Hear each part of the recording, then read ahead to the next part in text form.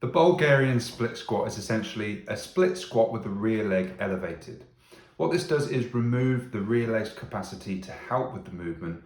The only problem is that sometimes hip flexor flexibility can get in the way. So if you've got tight hip flexors, you might want to stretch them off beforehand. And if you really feel like they're getting in the way and you're feeling the stretch on the rear leg hip flexor more than you're feeling on the front leg glute and quadriceps, then it might be a good idea to move onto a split squat and to continue to stretch those hip flexors before you can work onto a Bulgarian split squat.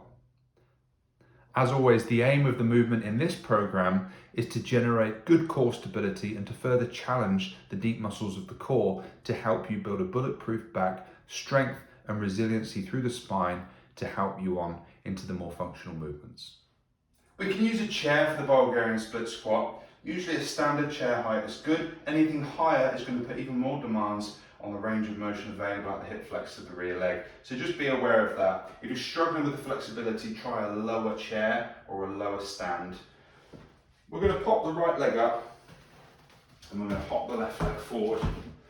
Now again, as with the split squat, we're looking at where the knee comes in relation to the foot and to the toes. So if the knee comes over the front of the toes, it's going to be putting more demands on the anterior knee and the quadriceps.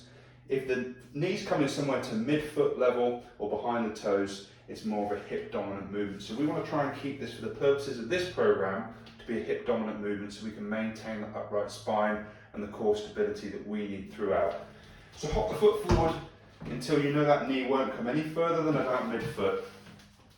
From there, you're going to put the hands onto the opposite shoulders, set that spine to neutral, squeeze tight through the left glute, and then lower down to about thigh to parallel to floor, and then push back up. Make sure that you don't extend the knee.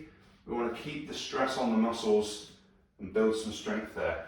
Now, if for some reason this movement's causing you pain, you can always change to an isometric hold.